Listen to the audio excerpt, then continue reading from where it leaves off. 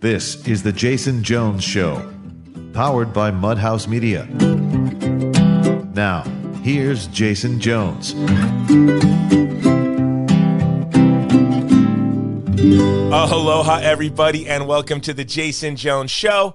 I am your host, Jason Jones, broadcasting from the beautiful hill country of Texas. Today is, some of you are going to love my next guest. Some of you, maybe you're not going to love our next guest. I most definitely love our next guest. Destiny Della Rosa, founder and president of New Wave Feminists, is joining us today. And in fact, she's on right now. I never let people on during the introduction, but she's a feminist. She supported Beto O'Rourke, so she's going to have to listen to me sell pillows. This show is being brought to you by Mike Lindell's My Pillow. And if you want to upset a new wave feminist, I think, or an old wave feminist or a leftist, the best way you can do that is go to mypillow.com. Use the code Jones, get the deep discount on pillows, and you know when you're lying on that pillow, when your leftist relative comes to stay the weekend, you can give them and you can say, hey, you're resting your head on Mike Lindell's pillows, and it's going to be worth it. So go to mypillow.com, use the code Jones and get deep discounts. And this episode is also being brought to you by Epic Times. Go to ireadepoch.com, use the code JasonJones, and your first month subscription is only $1. It is the first place I go to every morning, and it's the first place you should go to as well. And as always, our main sponsor, the Vulnerable People Project. Today has been a great day. I'm going to talk about some of what's happened today on the show with Destiny, so I won't bore you with it now, but just know that if you want to stand truly in solidarity with the most vulnerable people in the world, there is no better way to do it than to become a monthly donor at the Vulnerable People Project. So go to thegreatcampaign.org, give your best one-time gift, and then a recurring gift if you can, which helps us budget and gives us the opportunity to help more people. All right, now on with my interview with Destiny Della Rosa on the Jason Jones Show. Destiny Della Rosa, welcome to the show. Yeah, thanks for making me be on it. Making you be on it. Now let me ask you a question. Mike Lindell, you like him? You like his pillows? Okay, here's the thing. I like sleep. So you're trying to make sleep political, and I think that's patriarchy. And so as a very pro-nap feminist, I'm irritated that you're making pillows political, because I take sleep very seriously. Perhaps one of my top 3-tier issues is being able to actually sleep.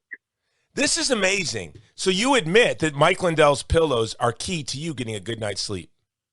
I'm telling you, I have never purchased one of these, but were we gifted some by my Fox News loving grandparents last Christmas? And am I currently leaned up against? Yeah, I am. You're currently so leaned up against a pillow? This is a scandal. Wait, you are right now. This is scandalous. You are currently right now hugging Mike Lindell's pillows. I feel like you took it a little further than it needed to be, but yes, I'm leaned up against a magic pillow. I also just turned my air conditioning down to 73 because as a fellow, person here in the Lone Star State, it's swelteringly hot. And so I'm just losing all my wokeness credit. I'm killing the environment. I'm evidently caressing Mike Lindell's pillow. I should be canceled. Okay, so here we go. Did your grandparents use the code Jones is the important question. Obviously, I'm sure they did not, but. Okay, well, those of you listening, you heard it from Destiny Della Rosa, Mike Lindell's latest advocate. Go to mypillow.com, use the code Jones. All right, so there's that. So you know, you're one of my favorite people. Do you know that? No, but I appreciate it. When you were saying earlier, people are going to love or hate me, I feel like you kind of have a little bit of both. That's our relationship, and it works for us because we challenge each other. This is a good thing. No, I really don't. But I think you might for me, but that's okay. And I will publicly tell people you're my friend. And then and you know what my conservative friends say to me about that? What do they say? Oh, I love Destiny Della Rosa. Yeah, we love her. Well, but if you were to tell your friends, tell your friends that we're friends, they'd be like, oh my. Lies. That's not true. Do I go brag about it? Maybe not. But do I drop their name every once in a while when I'm like, oh, I heard someone say the most outrageous thing the other day? Absolutely. And I will say, we've talked about this before, I've had to defend you because somebody did a deep, stalkery dive on me 6 months ago. And they were like, oh, you say you're, and by the way, I am solidly independent. I'm only a leftist to you because you're so far right. Right. Like, I'm very much in the middle. But they were like, oh, yeah, you say that you're progressive and all this, which again, I don't, but whatever. But I know you're friends with people like Jason Jones and these keyboard warriors who say stuff like that. Like, shut up, because when I've got someone who contacts us because they have, their refugee wife in a detainment center and I don't know how to help them, you're the first person I call and you get her out of detainment. So they can shut up because you actually do stuff. Well, I appreciate that. So, by the way, I want to give you some good news. You did contact me recently about someone that was in a detainment center. It's been much harder than we had hoped. It's a Ukrainian family. And one of the women is getting out today, by God's grace. So amazing. Yeah, today's been a big day for us. Before we get to the show, I'll just tell you, today is an amazing day. This young woman who did what she was asked, as you know, presented herself at the border because she was fleeing Russia's military, made it to the border in Mexico, went to Istanbul, from Istanbul to Mexico, then to the border, then was promptly put in a paddy wagon and thrown into a jail for several months. She's getting out today. Then there's a young woman that's been in a really horrible situation, very challenging, one of our most challenging evacuations yet. And when all is said and done, this young woman is getting to safety today. We started the plan to move her the day before Christmas, and today she's getting to safety. And what's unbelievable about this, if I were to lay out everything that's happened on this case, it makes the movie Argo pale in comparison. It literally involved a high-speed chase with the Taliban at one point, people going to prison. But everyone is out of jail, and this young woman is getting out of the country. Today she sent us a picture. I don't even want to say what the picture was of. I sent it to you, right? Yeah, amazing picture. Was that picture not amazing? Everything about it's miraculous. It reminded me of Casablanca, cool like Letters of Transit. So last night I was scrolling through social media. One of the things I love about you is you're very honest about everything, and you're really honest about almost everything.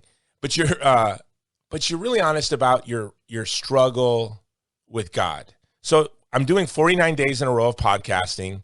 I wanted to get you on in the first week, but you were on vacation. The first vacation I think you said you've ever taken. So I'm glad you did that. And here's the thing. It was with kids. So a very wise woman, Cheryl and Holloway with Pro Black for Life. She actually told me when you go anywhere with kids, you're going on a trip. So it's not a vacation, it's a trip.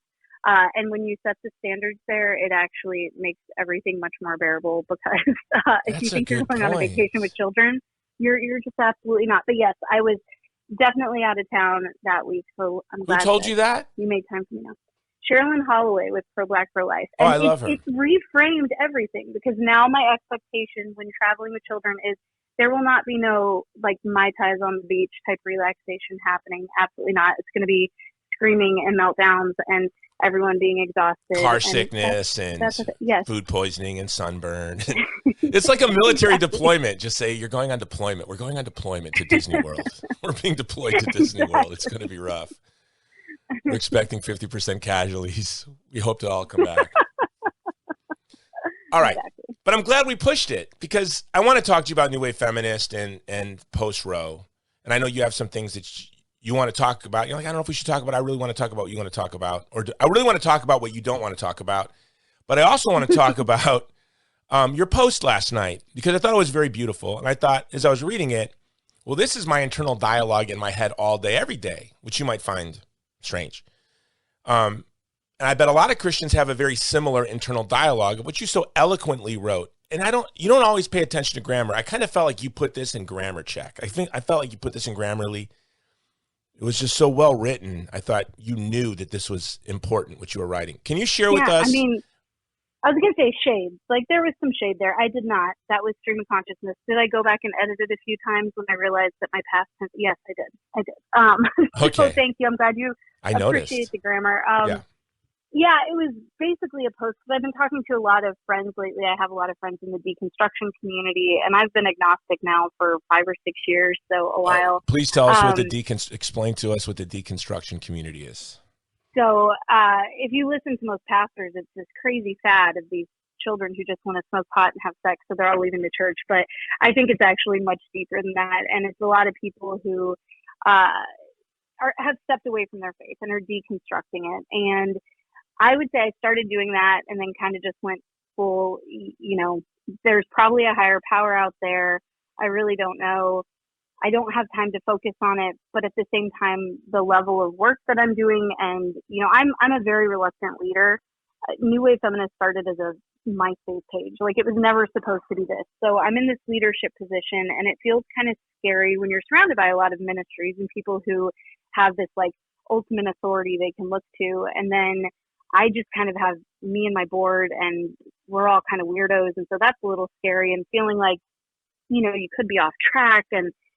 And so I've, in my agnosticism, right, like I pray, I talk to whatever this sky daddy thing is that I hope is there, but a lot of times I don't actually know that it is. And so I struggle a lot with that. So basically the post was just saying, I feel like, I'm this child who's in a room, and I know the reality of like, okay, if there's a room, right, it's the watchmaker theory. If you see a watch on the ground, you don't say, oh, look what just happened. If there's a watch, there's a watchmaker. So it points to the existence of something that created us. But is that being actually interacting with us and guiding me? Like, I have no idea. And I get these small signs all the time, to the point where our mutual friend Yvonne thinks that I'm being like some bougie diva, because she's like, you get signs constantly. You have stuff that's like, why are these miracles not good enough for you? But I still tell myself in my head, well, maybe I'm manifesting them, or maybe it's just me misinterpreting something. Like, who knows if I'm actually getting this direct connection. Well, can you give us like the best example of a miracle? Or because in the work that we do, even like you calling me, I'll tell you what happened today. I was texting someone on an Afghanistan project, something about Afghanistan, a video on YouTube. Fortunately, I sent somehow, I don't even know how, some video on Louisiana. She goes, I don't know, what are you talking about Louisiana, Jason? I don't get it. Then I called her. I said, wait, what? Did I pull you into the Louisiana? The Ukrainian girls are in a detention center in Louisiana. I said, are you helping with the Louisiana project? She goes, no, but I was NCIS in New Orleans for like 6 years, and I'm connected there. Wow. I'm like, what? She's like, yeah. I'm like, do you know judges and bail bondsmen? And I know everybody. I know everybody. So I'm like, how did that happen? I literally clicked on this YouTube link about a story in Afghanistan, sent that to her, but she got something from Louisiana, and I'm just like, come on. And then now she's involved in helping us and with this family, and I'm like, this is just unbelievable. So give us an example, and that happened this morning. So give us an example. It's definitely, yeah, no, it's stuff like that. And the funny thing is, we joke all the time that like we kind of F our way up into like all the good stuff that happens, whether it's, getting kicked out of the Women's March, or even the fact that a teen pregnancy is the reason that I started New Wave Feminists. Like, I have all these little things where it's like, in me screwing up, something really great has come from it. But I would say the latest example, we're working on a shelter in Mexico. We're building a consistent life ethics center in Juarez, Mexico right now to help migrant moms and pregnant women down there. And it has been this very turbulent up and down. We found the perfect place that was an old U.S. embassy, actually. And so we're a group that maybe has $20,000 in our bank account, like on a very good day, right? But we find out that this facility is for sale for $300,000. And it becomes like, okay, this is a wild dream. There's no way we could do this, but we'll see. And so when we're walking through the facility, touring it, it's perfect for our needs. We want to have a health clinic side, and then, that serves the community, and then also the shelter for the women and children. And the back room of this thing that used to be like a consulate or embassy, there's this huge mural on the wall. And I'm still not sure if it was like Jesus walking on water, or a lot of people said they thought it was Stella Maris, right? Which is this Marian, I don't even know what y'all call it, because I'm not Our Catholic, Lady never of been the Catholic. Ocean, or Our Lady of the Sea? Yeah, so she's like this guiding star, right? And the whole thing is people look to the star, and that's how they find their way home. So it's a very like nautical themed thing, which we're New Wave Feminists, so that kind of made sense. And so I was just like, oh, this is a really cool kind of coincidence. And then we start having all of these strange Stella Maris things happen. Like, we had a logo for our work down there. Unbeknownst to me, there's a Stella Maris in our logo because it's something that the migrants use. There's all this symbolism around them figuring out their best path to safety and to migration. And so the Stella Maris symbol, that kind of compass star, is a really big deal. So anyway, long story short, the other facility ends up completely falling through. Like, we realized that it might have been a scam. We weren't really sure, but we're like, all these things led us here. Like, what is going on with this? And it was really, really frustrating. And it kind of made me realize, okay, I made up all these signs. Nothing was actually leading us in this direction. This is just me so desperately wanting to be connected to some sort of higher power that I manifested all this in my head. And so a week goes by and we start looking at new facilities. Because, by the way, somehow, that's the real miracle, we raised $300,000. So now we have to buy a shelter. I guess it's not going to be that one, but we have to buy one. So we start touring other facilities, and we see this one that we didn't even want to see. It was like a giant house. And I'm like, no, we're looking for, like, you know, old banquet halls and places like that where we can keep a lot of people. So we go out to this property we didn't want to see, and we find ourselves being like, oh yeah, this type of wall, this is what we're going to need at the one we ultimately get. Was this the trip that you said it was very dangerous, you wanted me to join you with on the trip? No, this was one right after that trip. We were looking at comparable places to make sure that the person we were investing in was good, and we literally found buildings with, like, animal cages in the back where women were kept, and so it was really, really horrifying. But this is the one right after that, and so we ended up going into this house, and it was everything. Even had a whole separate unit built on for, like, our clinic area. Like, it was the nicest place I've ever seen in Juarez. And this man had built it for his family. The idea was that his kids would get married and it would be multifamily living. And then one by one, they got married and all kind of moved away. And he and his wife realized that this was too big of a, you know, kind of compound, honestly, for them. But it was built with so much love and care. And so as we're walking around, one of the rooms had, like, this architecture just phenomenal that he custom did. And it was like waves on the ceiling. And I was like, oh man, like waves, like we're doing feminists again, like this kind of nautical theme. This makes sense. So I was like, I feel good about this. I think this might be it. But I needed that just, like, final confirmation. We walk up to the entryway, and there's all these mop buckets that were there. And all of a sudden, Karina, my partner, like, moves one of the mop buckets out of the way. And she's like, oh my gosh, destiny.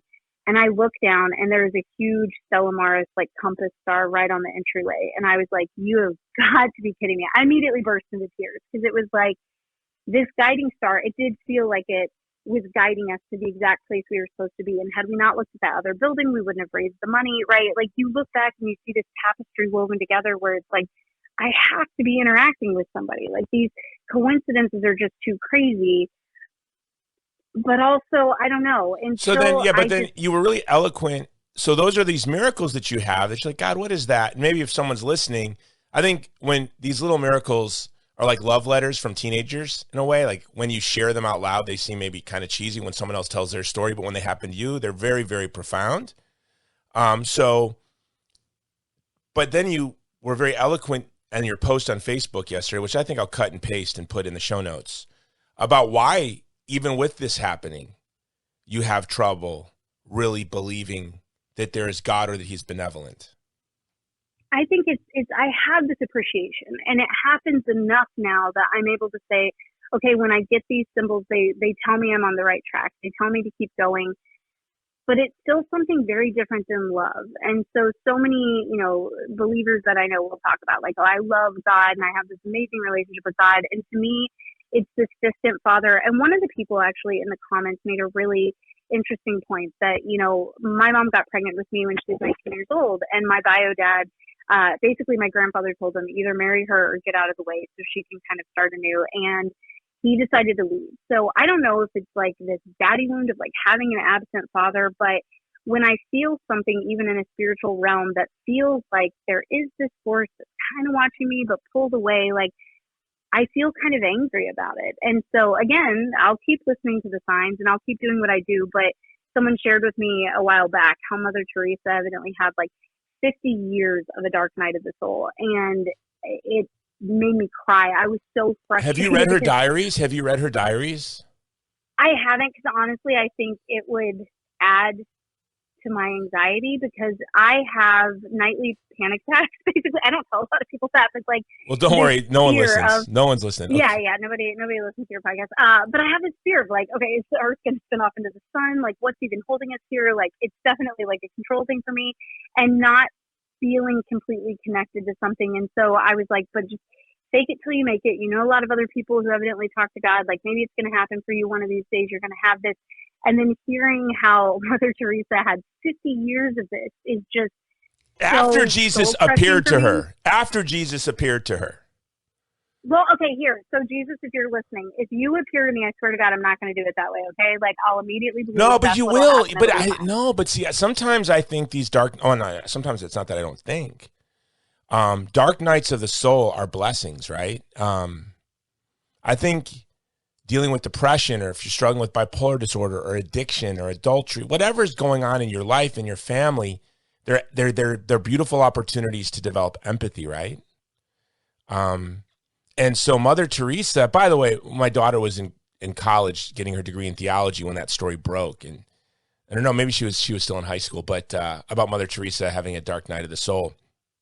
And her religious ed teacher was a nun who didn't wear a habit and who hated the church and made a big, mocked Mother Teresa in class about it. And my daughter said, well, maybe, cleaning maggots out of the wounds of children every day for 12 hours a day could lead one to have a dark night of the soul, and it's to be expected. But she never ceased loving God and loving her neighbor, and that's what we're called to do. And that's the thing. I can see the beauty in Mother Teresa's story, because even though she didn't have that confirmation, she was like, I'm still going to do what I feel called to do. And I don't think that any of the humanitarian aid I do comes from as, benevolent and wonderful of a place as hers. I do what I do because I can't not do it, because I can't sleep at night knowing that these injustices are happening and I've done nothing. And so it's not like I'm going to stop doing what I'm doing, but I do think that, and this is, I haven't said this out loud, I want to be able to die well one day. And I think that my fear is, especially with the work we're doing in Mexico, back when I was a Christian before I left the church, I was never afraid of death, because I knew there was something, I knew there was something better on the other side. And when that's taken away from you, when you lose your faith and everything comes into question, I don't think I'm going to be able to die well. And I think that there's a chance that I could at some point with the work I'm doing, and just the peace that I would have and the boldness I would have and the ability to do the work better if I knew for sure, just 100% certainty, I think I'd be more effective. And so that's my plea for whatever's out there in the universe. And here, this is the crazy thing. My stepdad actually said, I think you're at the point where maybe you just need to see a demon. And whatever, I'll take it. I told him it's like an epidural, where you never want to get a giant needle stuck in your spine until you're in so much pain that actually seems like a relief. And at this point, like any supernatural, I can't explain it away thing, like, show it to me so I can believe something. But I think if Satan's real and demons are real, then they've heard me say that, and they're like, biatch, we're not going to help you find God by showing you ourselves. So maybe I just have demon repellent now. I don't know. But I feel like I need to see something tangible to know for sure, so that I can be as effective as I want to be. Let me touch you and see if you are real. Who said that? You know better than me. Don't ever touch me. No, who said that? Let me touch you and see if you're real. Harvey Weinstein? My favorite song. Oh my gosh, you're Who said it? Thomas, the doubting Thomas. Couldn't believe. He said the resurrected Christ, let me touch you and see if you're real. It's my favorite song by Kirk Franklin. And then did he stop doubting after that? Yeah, and then he was rewarded for ceasing to doubt. He built churches across Iraq. I've been in some of them, and then went to India, and I think they either clubbed him to death or threw him off of a tower.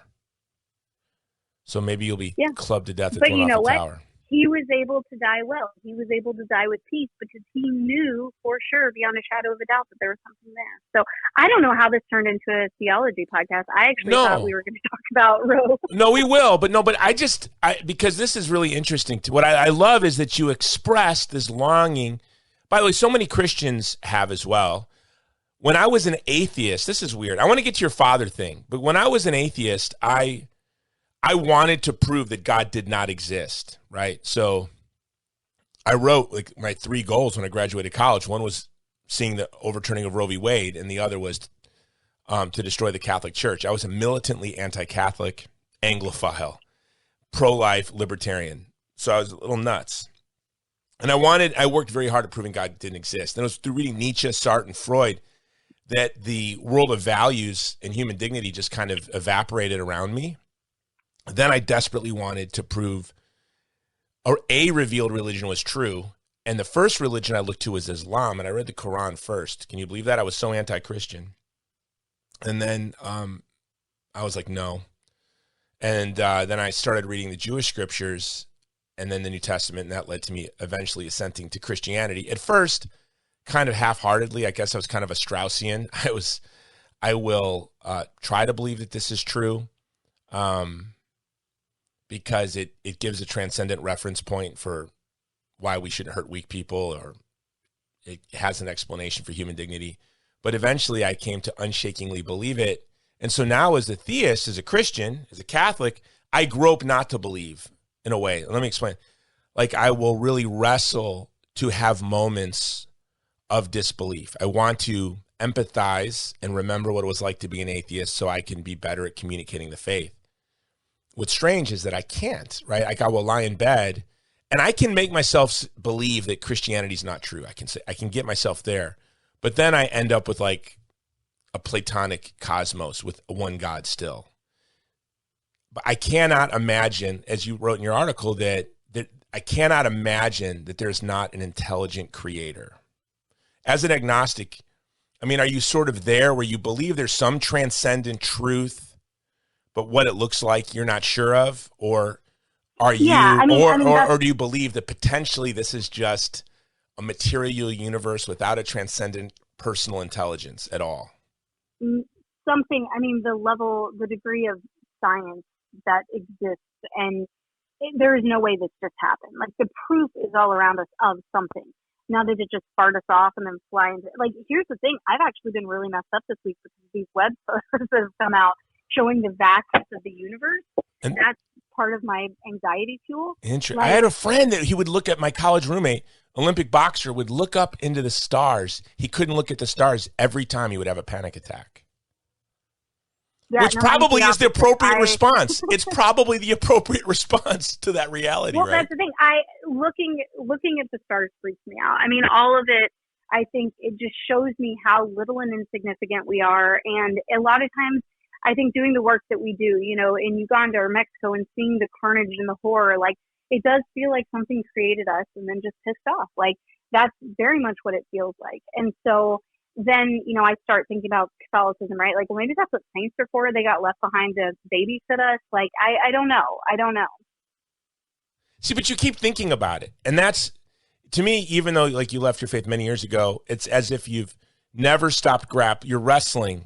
You're not deconstructing. Don't use those. That's a lame word. You're wrestling with your creator. You're wrestling with the transcendent universe, which by the way is appropriate, right? It's not normal. I think most people are just la-di-da, and I want to be like, yo, you are a speck on a little rock spinning around the sun, flying through the cosmos. Act like you know it, but they don't. Pay attention to that reality. The alternative of atheism, I feel like, is the epitome of a Napoleon complex, because you are a speck, you are a nothing. So to sit here and think your dumb little pea brain that, you know, 200 years ago, we couldn't have even envisioned like Lear jets, and you're going to sit here and say that you know that there's nothing out there. Like, it's a complete lack of humility to me. So that's where I do find myself in a place of agnosticism that, you know, I tell people I go to the church of I don't know. I don't know. Anything could be possible. I don't know. But once anything's possible, everything gets really terrifying.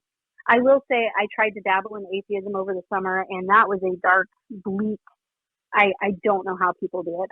Either they're not thinking about it enough, or they have nerves of steel that, like, I will never understand. I don't think I could ever go that far. So yes, I definitely believe there's something put us here. Now, is it actually interacting with us? Does it actually care about us?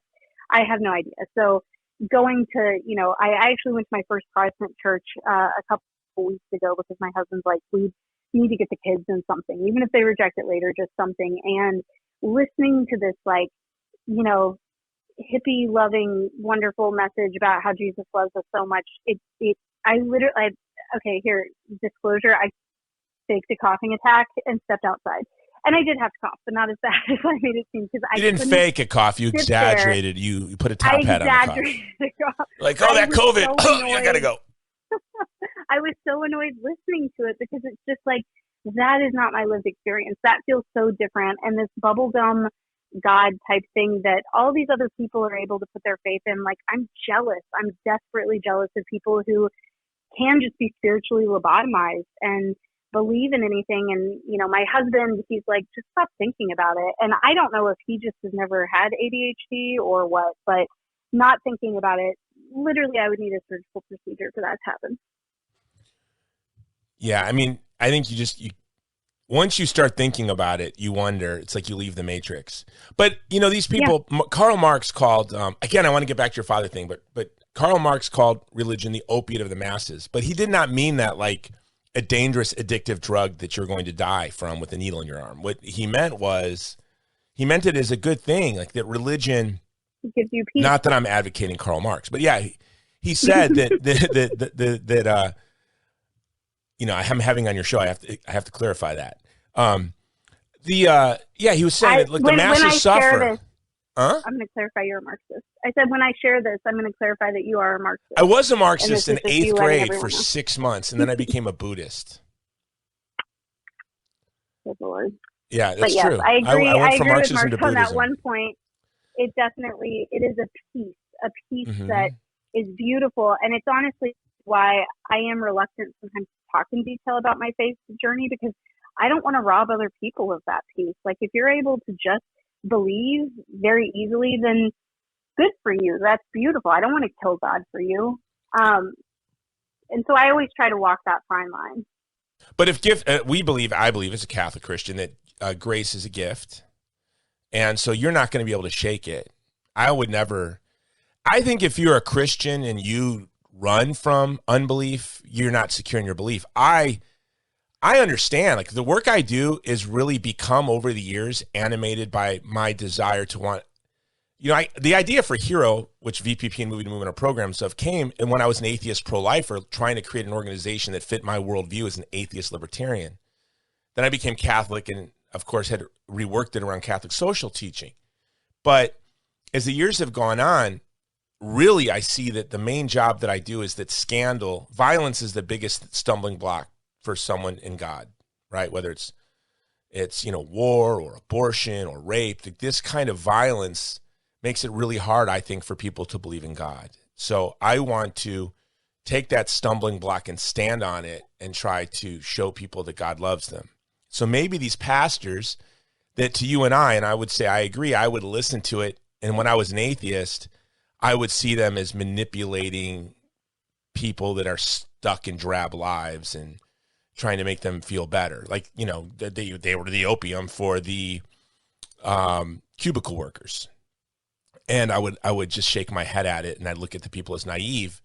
But now maybe it is important that people know that their creator loves them and that they're loved. And it's not cheesy, but again, it's like reading a love letter from someone else to another person. You read it and you're like, oh, that's so cheesy. But when it's directed at you, you know, it's edifying. But back to your dad. I don't want to slip away from that. They say that your relationship with God is modeled after, or your relationship with God is modeled after your relationship with your father. So your relationship with your father is sort of going to how you feel about God. So then it would make sense. Like my parents had me as teenagers. My dad joined the Army shortly thereafter, really wasn't in my life till 6. And, you know, when I left home at 17 and joined the Army, he didn't call me for a decade. So not that he didn't love me or that he was cruel or vicious. It's just like, you know, he had other things going on. He never thought in 10 years to call me. So I feel like that about God. Like I feel like the church is this army moving across a plain, and I'm about a mile away and with a little poncho sleeping in the rain, but I can see the church and I'm moving with them, but I'm not really a part of them. Does that make sense? Yeah. And I think that there's also, it's interesting because growing up Protestant, like we would bring Mary out, you know, every Christmas and talk about teen pregnancy and then put her back up after that. But being surrounded by Catholics, you know, in the pro-life movement, I have a new appreciation for Mary. And I also have wondered, like, if that has to do with the fact that for me, that feminine genius is kind of easier to connect to.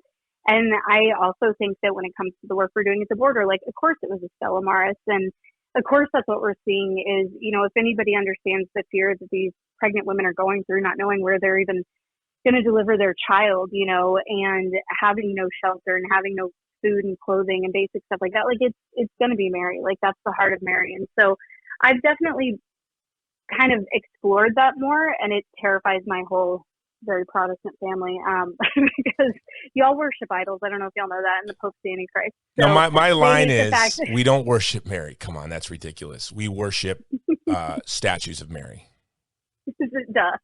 Duh. So I think that know what I you're just talking think it's been about. kind of, it's been beautiful to explore that, to explore even the saints that, again, growing up Protestants, like we had Ruth and Esther, but as far as like all these like badass female saints and stuff, I find it really interesting. But again, it's something where it's like these can, like you said, it's love letters to other people, and so it's interesting when you read it. And historically, like, it's nice. And if they're out there, please help me, find my keys, St. Anthony, or whatever you're supposed to say. Like, I'll do all this stuff. At this point, I'm appropriating Catholicism because I have so many friends who give me Catholic medals, and like I wear St. Benedict on me and stuff because demons. Like I told you before, Catholicism. I've told you before, we've joked about this, right? That like I believe in Satan probably more than God at this point because I see the evils of the world. So that's my one religious thing right now. Like, I don't mess with dark shit. Like, get your tarot cards and Ouija boards away from me. I don't mess it's with just anything weird, dark. right? Yeah, it's weird. Even when I was an atheist, I was hostile to all of that. I remember that when I was in the Army, these guys had a Ouija board, and I was like, I grabbed the Ouija board. And we were literally on a high alert, about to be deployed to a combat zone. These guys bust out a Ouija board. Well, like, they take the payphones. This is when we had payphones. They took the payphones off the wall and locked us in the barracks, and we had to pack all of our stuff and get it on planes and then go back to the barracks. And these guys have Ouija boards. I'm like, guys, this is not the time to be breaking the first commandment. And I'm an atheist. Like, look, break the first commandment when we get back from where we're going. Don't break the first commandment now. You're literally the definition of there's no atheists in foxholes. No, literally. I realized I was never an atheist. I was anti-theist. Yeah. I was just like, I think I've shared this with you before. My favorite quote from Mark Twain is, an agnostic is an atheist who's afraid to say it out loud because then God can hear him. That's true. That's true. Like I said, I don't know how people are strong enough to be atheists or stupid enough to be atheists. Like, that's just kind of how I feel. Like, either they literally are just nerves of steel, or they're not thinking about it. Because I don't get that part. There's too much evidence. Either we're in a simulation, which if we are, then even somebody created the simulation, or yeah, I believe that before atheism. I believe in aliens before atheism. I believe we're in Elon Musk's laptop on Mars before I believe in atheism. Yeah, this is actually how I realized I failed my oldest. I tried to get him to talk, because I just want my kids to believe in anything, try to believe in something. I think it is the, opioid of the masses or whatever. Like, it is something where it's going to help you along the way if you believe in something. So I was trying to talk to my 21-year-old about this, and he said, I actually believe the theory that Jesus was an alien from another planet who came here. Like, this was the starter planet because they had messed up their planet, or we're some experiment and they dropped us here. And I was like, please don't believe that. I mean, your son is, no offense to anyone listening. It kind of sounds like LDS. Maybe a little Scientology. He's making it up. Hey, but you know what? That makes more sense than atheism. Like, I sit there with my kids. We have these bizarre. I'm like, guys, human digestion. That's weird, right? Like, I want to talk to God about that. How we reproduce is weird. You want to talk to God about pooping? So there's actually. I do. I want to talk to God about. I have diarrhea. I have IBS. Yet I can write poetry. What kind of being am I? I don't understand. None of this makes sense to me. So I would go with Ryer's theology. He talks more about the tear duct. Like, when it comes to evolution, we have adaptations, but how would we have a tear duct? Explain that. Because either an intelligent design, put a tear duct there so that we could develop eyeballs at some point, but their eyeballs wouldn't work without a tear duct, and vice versa. So, like, how did that get there? It doesn't make sense. So the giraffe's neck. The giraffe's neck. I became a theist reading Stephen Jay Gould and Darwin. Because I'm like, this is just crazy. How could I claim to believe this? Do you know about the giraffe's neck? To jump through. Do you know the giraffe's neck? No. Is it just? I mean, I would think that would be an adaptation, right? That's how they get. Check it out. It has a heart that is huge. It needs a huge heart to pump blood to its brain up that long neck, right? But there's a valve that stops the blood from blowing its brain out, right? Because when when a giraffe bends down to drink water, if there wasn't that valve, his head would explode, right? Like literally his brain would explode. So there has to be a valve. Well, but then every time the giraffe tried to drink water, guess what would happen? It would faint. So there has to be a sponge that holds blood that can nourish the brain while the giraffe bends over to drink the water. I mean, what comes first? The neck, the heart, the valve, the sponge? And so, well, that's the thing. People jump through these hoops to make these things possible, right? But the example of if you had 1 million monkeys in a room with 1 million typewriters, how long would it take for one of them to type Hamlet, right? Like, it's just, things can't be that random and yet make so much down to the millionth, 0.0 whatever, like for everything to be working in our system, in our universe, all of it, like something has to have created that. Our brains just aren't capable of knowing what it is. Yet through your work, which leads you to anger at your creator, you see girls in cages in Mexico that are being sold and raped. And so you're like, how could you be good and allow that, right?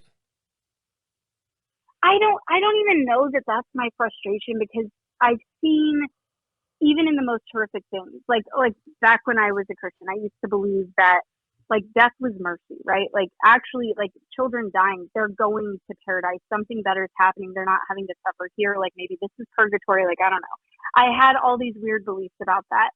But I had a case of an 11-year-old girl who had dwarfism. So she was the size of a 4-year-old, sexually assaulted by the uncle, becomes pregnant. Like, we're having to figure out, like, if we terminate her pregnancy or if we induce, like, how we can do this. And we're a pro-life organization paying her medical fees. And because we're doing that, like, I got put in some level of authority because she has severe autism, so she can't decide herself. Like, by far the hardest case that I have ever had. And it was such a difficult thing to see any goodness in, right? Like, and I used to be such a Pollyanna person. One of my favorite quotes, which are like this, the Ronald Reagan quote where he says, "There must be a pony in here somewhere." And it's basically when you see a huge pile of crap, rather than be frustrated with that, be like, where's the pony? Something good's happening. I'm always good at finding the pony. And this was the darkest situation. And she ended up losing the child. And so she got malaria right before we were getting this, invasive kind of sonogram to figure out how far along, because the child also had dwarfism, might be far enough along that we could at least attempt a delivery and see if the child could survive. Like, we were, talking to ethicists and doctors and all these people trying to figure out what the most ethical thing to do was. And then she gets malaria that week, and the child ends up passing away. The child in the child's womb ends up passing away. So we didn't have to make that call. And I was really glad, because I would have second guessed whatever decision we made for the rest of my life. But it felt so dark. And I was in Utah. This is when I was this is what got me close to atheism, honestly, because it just felt so evil. And I was laying in a hammock looking at the stars and had a full-blown just panic attack of like, I think you're the yin yang, I think like you're good and evil, and this God that's all good. Like, I don't even know if I believe in that, because I'm just seeing such vile evil. And I almost like wanted to jump off the side of the mountain. Like, it was a horrible, horrible time. And that's when I realized, for me, atheism's death. Like, even the smallest mustard seed sliver of hope is better than atheism for me, because I would not take up any more time on this earth if I believed that it was true.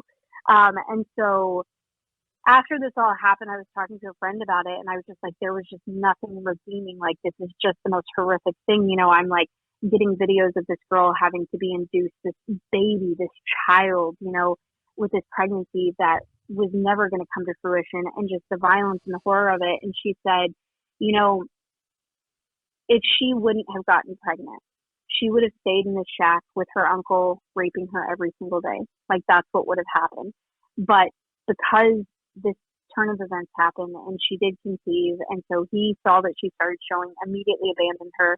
She wanders out into this village. They get her to the foundation that we work with in Uganda. Now she has this support system of people who love her so much, like she is their child, right? We are paying for her to go to school right now. I get videos from her. She calls me mom. Like, it's just the most precious human being.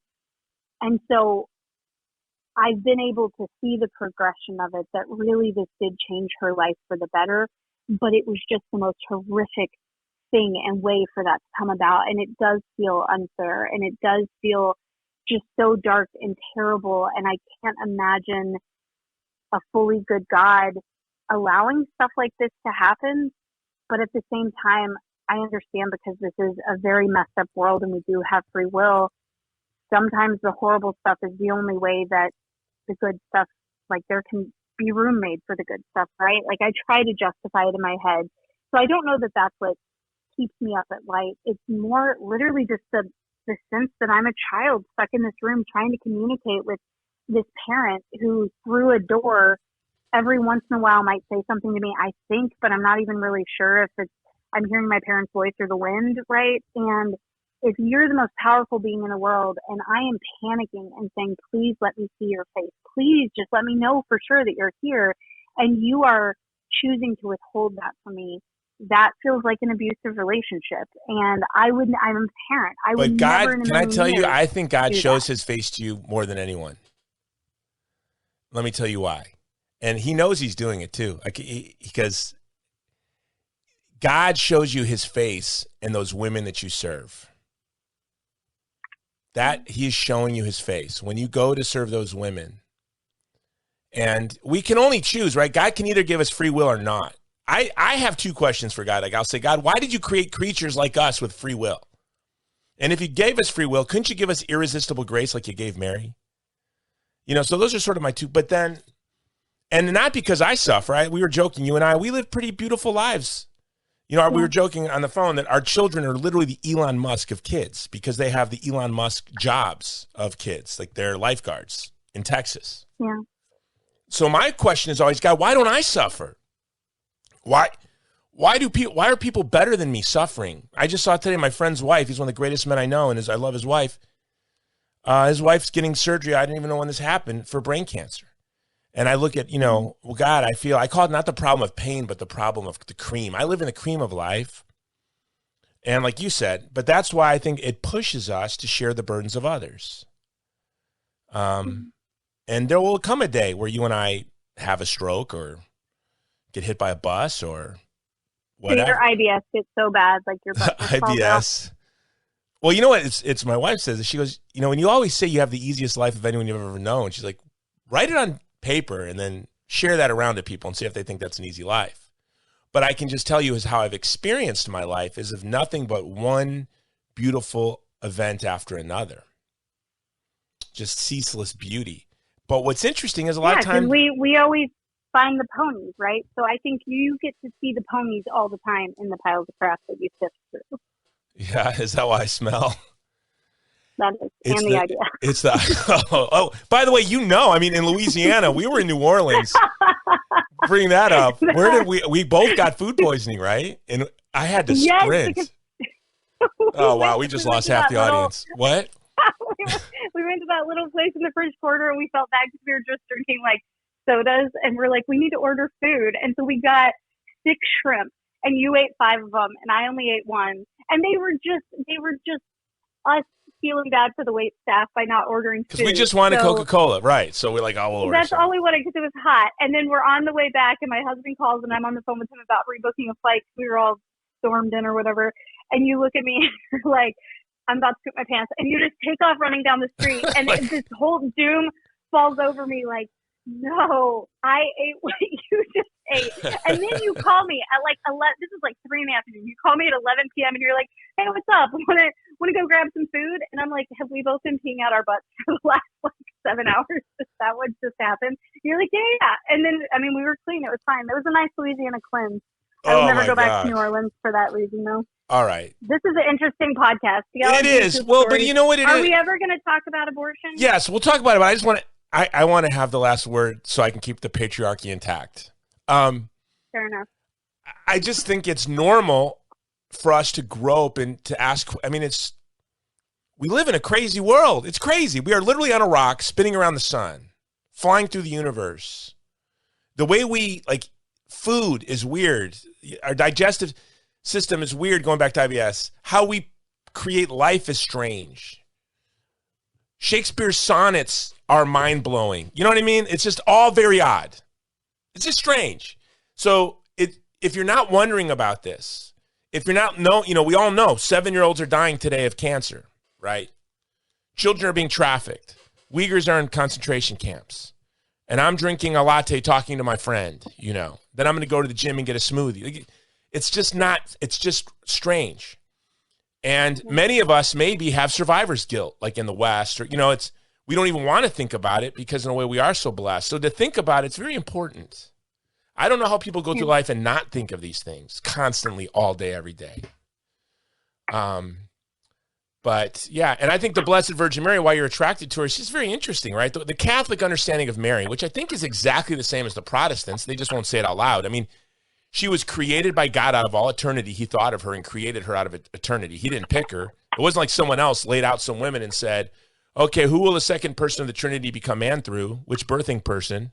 No, he created a woman out of eternity that he willed into existence, a creature, then became man, then raised him, breastfed him, and then he laid across her lap, who we believe is God, laid lifeless across the lap of his created mother. By the way, that's very weird. So it's people go like, I don't believe that. I get it. I believe it 100%. But I get how people go, yeah, we're going to have to talk that one out, Jason. Wait, what? That doesn't make any sense. But it is beautiful, though. Even if you don't believe it, the idea that a triune God created a woman to enter the world through, to participate in the suffering of the human family, to give them eternal life is really cool. And I hope it's true. I believe it's true. And of all religions in the world, it's the one I would want to be true. But I can understand how you grow up with that, and how the problem of pain confounds you. By the way, it's easy for me to say right now, and if my wife and kids got hit by a bus and they all died on the way home from the swimming pool today, I might be in the same boat that you're in tomorrow, right? So I thank God for the grace to not have doubt. Not that it's really impacted my moral life at all. That's something a friend of mine told me a couple weeks ago. Our moral life and our spiritual life are two different things. We would like them to be the same. And then I read a quote from Rumi yesterday where Rumi said that he was, a Sufi Muslim. He said that that our spiritual life is tempered in our moral life. And I guess the only way not to temper your spiritual life through your moral life is if you're sinning or making all kinds of mistakes, just fleeing from God, which you have never done, even though you would say you're agnostic. I don't think there's been one instant where you stopped wrestling with the concept of how did we get here? Right? You never stopped. You never turned your back and walked away from, you lost your faith, but you haven't lost your relationship with the concept of a creator. Is that fair? Yeah. The curiosity is probably always going to be there until I die and find out or go into nothingness.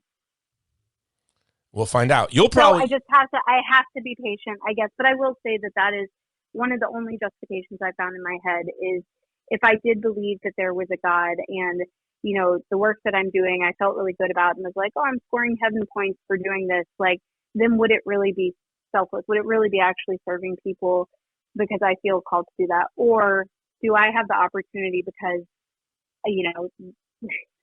I almost said like Mother Teresa, but I am so far below Mother Teresa. I'm not. Okay, hold on a second. I got to put this in quotes. I am just like Mother Teresa, end quote, Destiny De La Rosa. Putting that on T-shirts. If I like Mother Teresa am able to serve, wow, knowing you're that just it might like be her all Destiny. for nothing. I remember she used to walk around going, "I am just like Saint Clair." That's what you. I mean, call me if you ever have some maggots that you need cleansed. Like but let me ask you this question: I will throw up in your wound. Do you believe?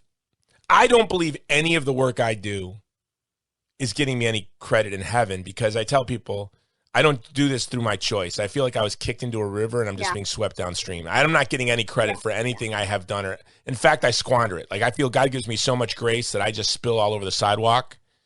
And if this were someone else, they'd be getting a lot more done. But see, that's a very Catholic belief, that Protestants don't have this like offering up for intentions or whatever. And I think it's actually a really beautiful belief. And I've had that thought that, okay, if there is any credit involved with anything, like I know exactly who it needs to like reconfigure that energy to this person who needs it more than I need it right now, right? Like I've even, my miracle that I asked for that like proved to me something, like I've got a really good friend who's struggling to the point where it's really bleak for them. And so I've kind of convinced myself maybe a miracle was on its way, and I asked whatever this being is, go ahead and give it to them because I see that they need it more. So maybe I've even been the one who's made the call to give away my miracles or give away like any of the good. Like, I don't know. I don't know how many people do stuff for heaven points, but I feel like growing up in the church, a lot of people do.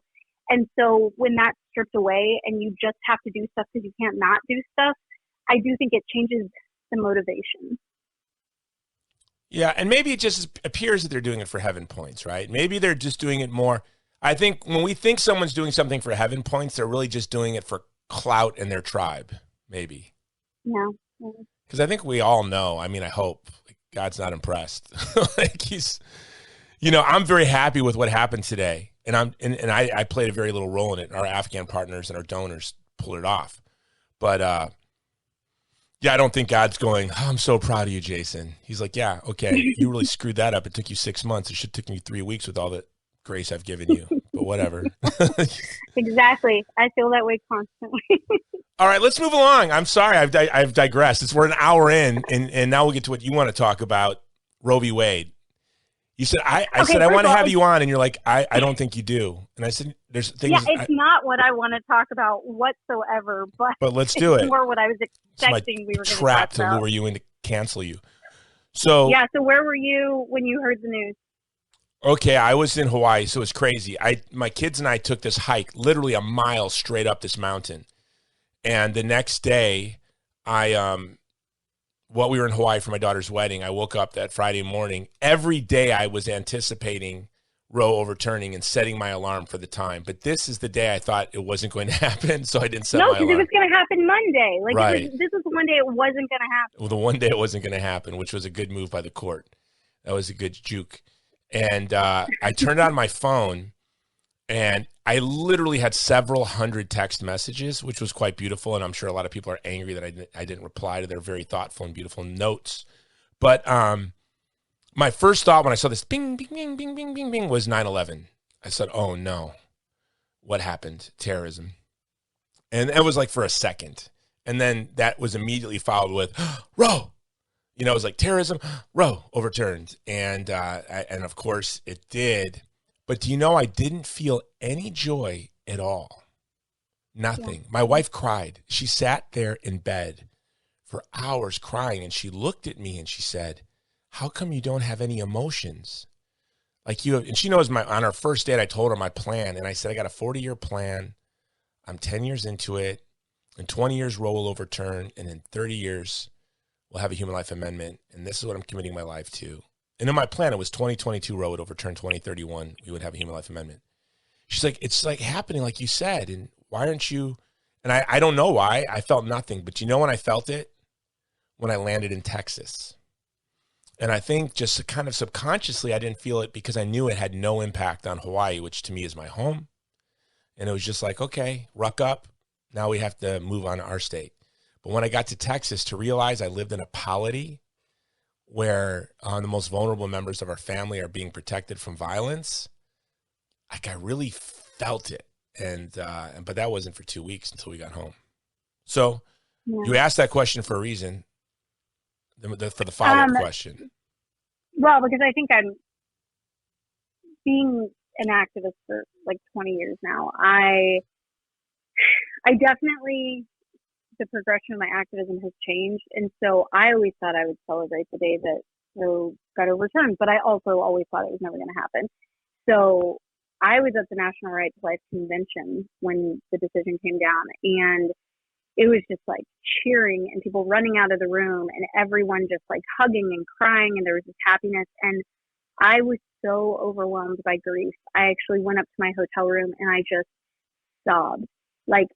And I had a bunch of tentative interviews where they were like, the day the decision comes out, we're going to need you on the phone. Like, we want to do these live interviews. And I could not even control my emotions. And by the way, I know this podcast so far, I've mentioned crying multiple times. Those are the 3 times I've ever cried in my life. Like, I'm not a big crier, so it actually is a big deal when, you're like, a horrible feminist. Were you crying on your Mike Lindell pillow? And that's what it was. I was just somebody out there is going to make a meme pillow of you crying on a Mike Lindell pillow. I definitely. But you were crying from grief. Like, explain to me the grief. I don't get that.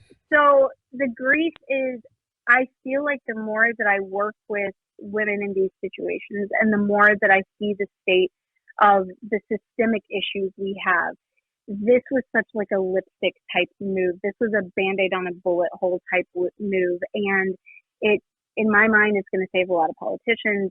I don't know that it's going to save a lot of children. And because I'm normally the Pollyanna and the person who can always find the pony, I feel like I'm the bearer of bad news a lot in a lot of the interviews I'm having to do with people who are so excited about this and think it's wonderful, that, oh, these babies are being saved. But, I'm 38. I spend way too much time on Instagram.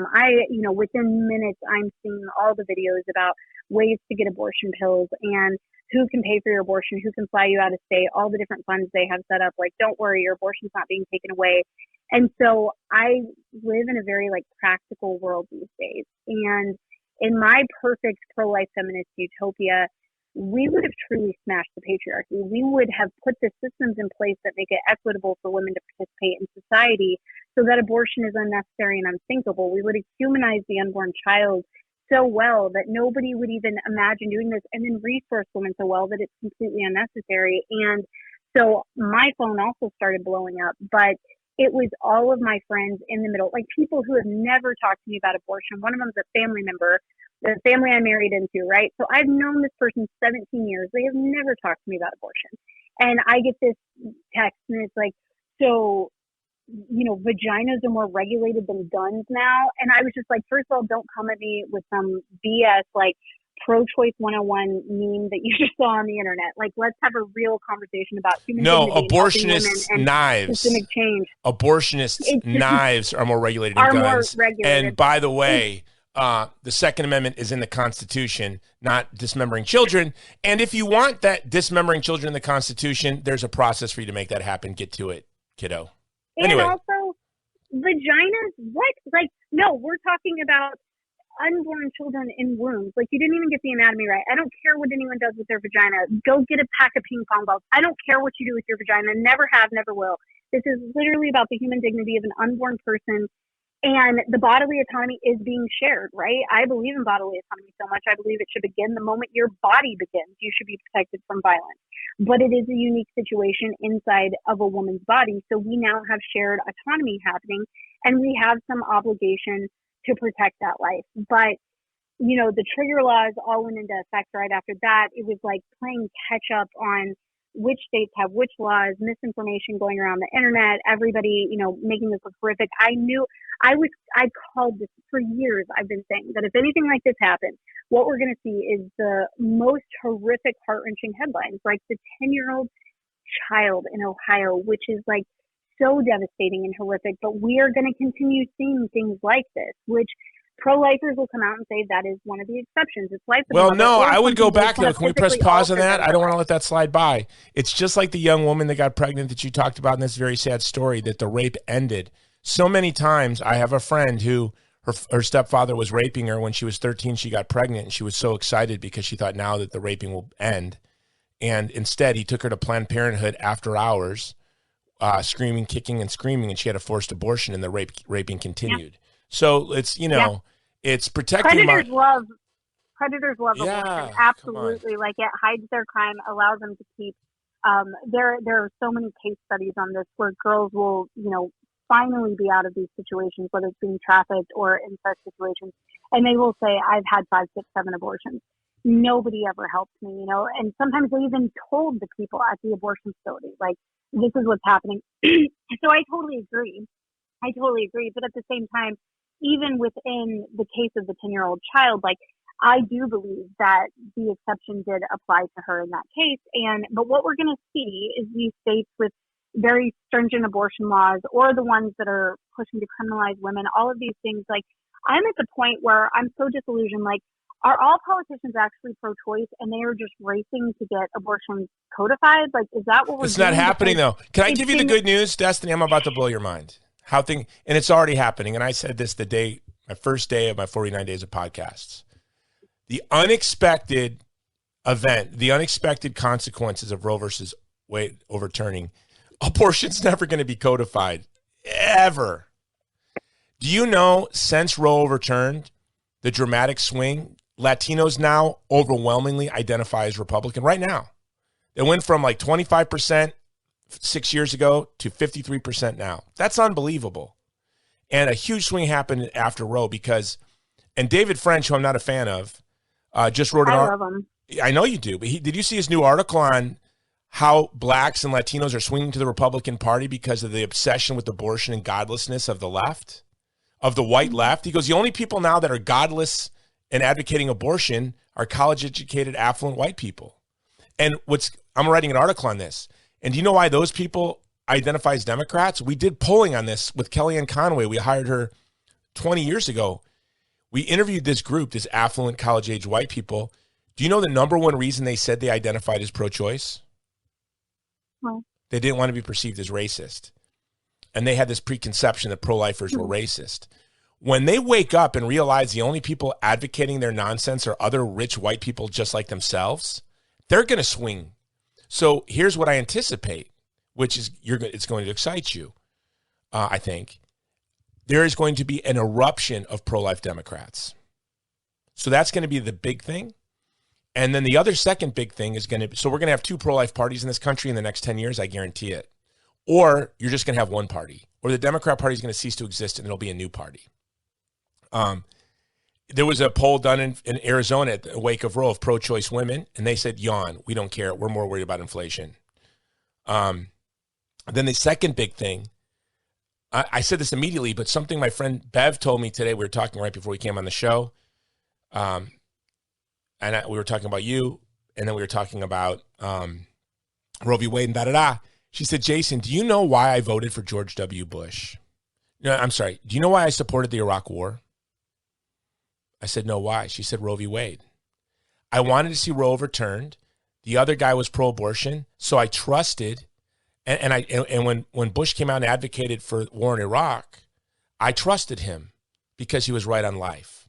So I predict that the end of the uni-war party, it's coming to an end. The uni-war party is over. Regime change wars, profiting off of countries like Afghanistan and Iraq by the uni-war party, those days are gone. And do you know Texas Republicans approached me and we're hoping to roll out a moratorium on the death penalty in Texas next year. So I think it's going to unfold in ways that people don't expect. But the number one way is in the next, not this cycle as much, but in the cycle after this cycle, you will see an eruption of pro-life Democrats, and you will see the Democrat candidate for president, because it won't be Joe Biden or Kamala, I promise you. And it won't be Gavin if they want to win. It'll be someone like John Bel Edwards of Louisiana who's pro-life. And I served with him in the Army. This is what I predict. Yeah, I see this as the biggest liberator of Democrats. Most Democrats are pro-life, right? I believe, outside of New England and California. So it'll be interesting. I feel like we should wager a bet. on what happens if I'm right and this leads to politicization. I'm willing to bet anything. And, So what's the bet? What are we betting on specifically? And I'll do it here publicly. okay, if I win, yes, we go back to the French Quarter, and you have to have 3 plates of that same shrimp. done deal. Okay. I want to watch you be miserable in that. Okay, what do you get if you win? Oh wow, you have to wear a MAGA hat for 24 hours. Oh my God, I would decapitate myself. Oh, I mean, and that would not be pro-life. No. You have to go to Walmart in a MAGA hat, and you have to buy. You have to buy 24. You have to buy 3 cases of generic cola. Okay. All right. That sounds fine. Can I go to an HEB at least so I can get some Dr. B? You can go to HEB. Okay, so let me ask you a tough question. You know, I like to be honest on this, Jason Jones. I'm not talented or creative. All I have is like just sheer hard questions. I just have hard questions that no one else is going to ask you. Do you think maybe, in full disclosure, I did not endorse Trump in 2016. I was a Cruz man myself, national co-chair of Cruz for president. Yeah, don't brag about that. Do you think maybe that what hurts is you really don't like Donald Trump at all, but this victory was delivered by Donald Trump? Do you think if this victory was delivered by like a nice, like a sweater vest wearing Republican, it'd be better, easier for you to tolerate? No, not at all. Because here's the thing. Is that a fair question? Is that a fair question? It's a totally fair question, because someone messaged me the day of Roe and they were like, you have to give it to Donald Trump. And I'm like, yeah, all credit goes to Donald Trump. He made this happen. I still think it's a shit show. I still think that if you were truly a pro-life politician in any state, like local level to federal, right? If you wanted to save women and children, you would have been implementing actual policies that did that. And we could have saved millions of children by now. And we haven't, because this has always been about saving politicians, not children. It's always been about, as long as the GOP has so many one-issue book voters on abortion, we can't let abortion go anywhere. Just like the left, I think, has a lot of one-issue voters. Right. No, but Destiny. And so they're not gonna fix immigration. Like, they have their things that they know get the voters out, and so they're not actually going to do anything that effectively changes it. It's just going to change laws and make people hysterical and keep people up in arms and voting for them to protect their precious laws. Laws were the lowest rung on the ladder of how we actually make an abortion-free society. And people are, cheering and, our work's done. Like, no one said that. No, I have not heard a single person on earth say our work is done. Not one. In fact, the mantra has been, for a lot of people, this is the thing they were working towards, and they finally got that. And this is the most superfluous part of a plan that actually creates an abortion-free society. That's not superfluous at all. I think that it's going to show the difference between red states and blue states and the kind of societies that live under different sorts of visions of the human person. Red states will flourish. Yeah, I'm in a red state that you're in right now, where we just had 19 children and 2 teachers killed in Uvalde. So, and I think that there's a connection between young Democrats. Well, you know what? And I would say that the behavior of the government there that was supposed to protect those people failed. So this is where it's frustrating with my friends like you. Like, you think that those of us conservatives who don't look to the state to solve problems, but to the free institutions of civil society and to free people to work outside of government to solve problems, don't care about problems if we don't work with the government. But like, but I think laws are handy, yes, when it comes to protecting the vulnerable, right? Like, yeah, so we want the laws to protect us from violence, but that doesn't mean I want to give them my money. No, but like, look, I look to I would rather private crisis pregnancy centers serve vulnerable women than, which, by the way, which is probably 90% of pro-life organizations in America are service organizations to pregnant women. 90%. I would bet 90% of our fundraising and money goes to serving those women through those pregnancy centers. Very few organizations are involved in politics. They're the ones that have, PR departments and go on the news, but they're a small percentage of the money, and they're a small percentage of the organizations. And then an even smaller than political, I would say, is cultural. There's not a lot of groups, like I would say you and I, that are working to influence culture. Not a lot. So most is service. And I would say that the agreed, there's a lot of service groups, but there are, all these pregnancy centers that are being attacked. they're not a monolith like Planned Parenthood. So some are really good. Some are kind of shady. Some grandma's converted garage where she's going to throw holy water on you and tell you you're a murderer if you have an abortion. Like, they're not all the same. There's this sliding scale when it comes to that. But one of the things I have noticed is very few, and this is where we have to get up to snuff, actually can provide the services that vulnerable pregnant women need, right? Abortion vulnerable women. Yes, diapers, wipes, cribs, car seats, that's all wonderful. But the top four things is going to be housing, childcare, transportation, and in rural areas, healthcare. Those are the top four priorities, and we don't have the infrastructure set up to provide those services right now. And so either the service side steps it up and figures out. I don't think that's a fair question. I mean, I do maybe 50 pregnancy center events a year, and groups like Aid for Women in Chicago, there are some organizations around that are unbelievably comprehensive in the aid and care that they provide.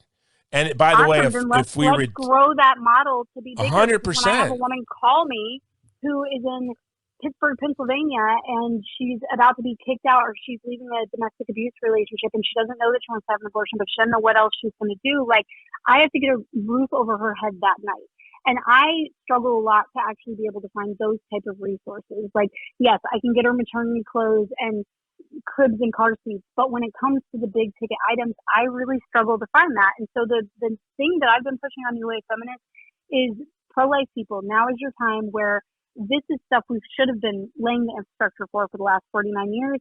We are unprepared. And so look at the excess in your own life. What does that look like? Is it an extra room in your house? Is it an extra car you were going to sell, but now you could, donate to a pregnant woman? Is it time? But that's what these to help people.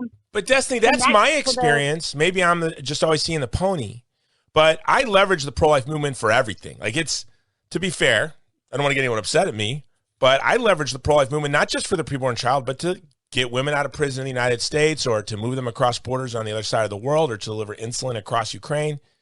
I'm leveraging the pro-life movement to do all of that. And I have never found a problem that I couldn't solve through my friends in the pro-life movement. It's not easy, right? I mean, I'm inundated and overwhelmed, and oftentimes,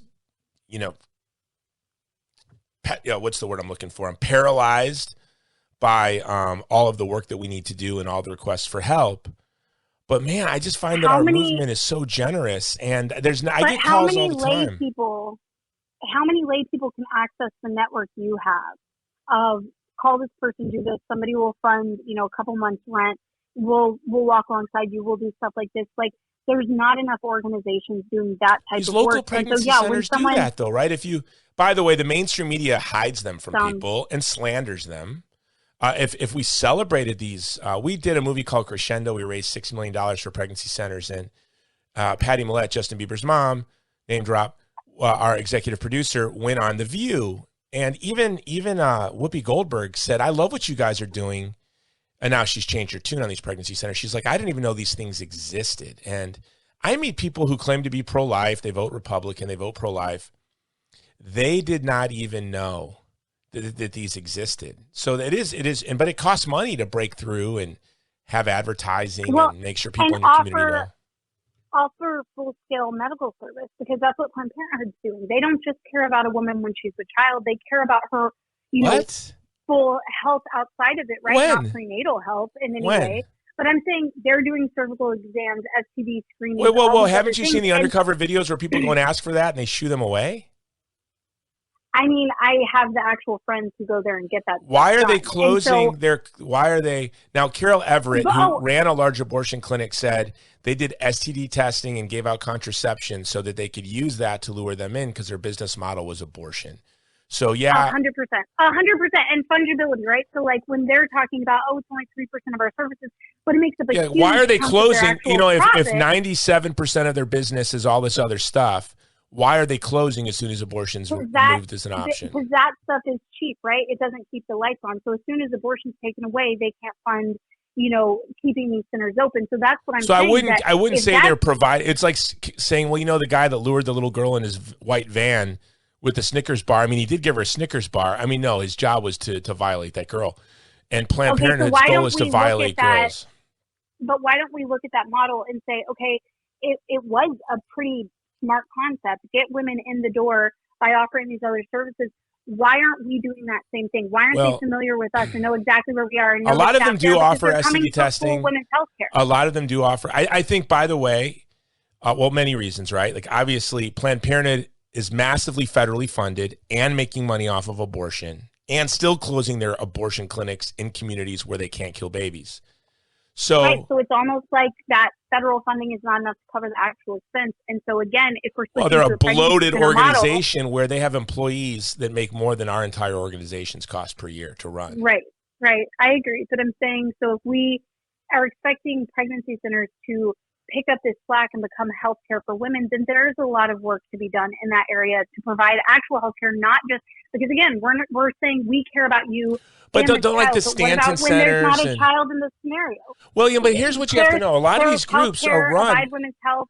They're run by just volunteers with money. Like, it's, these, we have to acknowledge these pregnancy centers are absolutely amazing, right? Like, I just am and in the volunteers are the most selfless, wonderful people. And that's what I'm saying. These pregnancy centers are boots on the ground, and they know better than anyone how hard it is to have to tell a woman, I don't know about housing. I don't know. They would give that to anybody if they were resourced well and actually could do it. A lot of these do provide housing, though. I remember our Crescendo event, 2 of our events, people donated houses to pregnancy centers for women's maternity homes. But I agree with you. Look, there's not a pro-life movement like that convenes at a convention every year, and we take top-down orders. There's tens of thousands of organizations, most of them pregnancy centers. They have their mission statement to do their job in their community. Yeah. So, but I don't believe that Planned Parenthood is providing any real care to women anywhere. And that I don't know. I am a godless heathen, so I guess I know the people who actually have gone there for healthcare, and they're terrified because they don't know where they're going to. Well, what healthcare would they get at Planned Parenthood? Well, woman exams, their annual exams where can I go to I've got in Texas there's these little private medical centers every 10 feet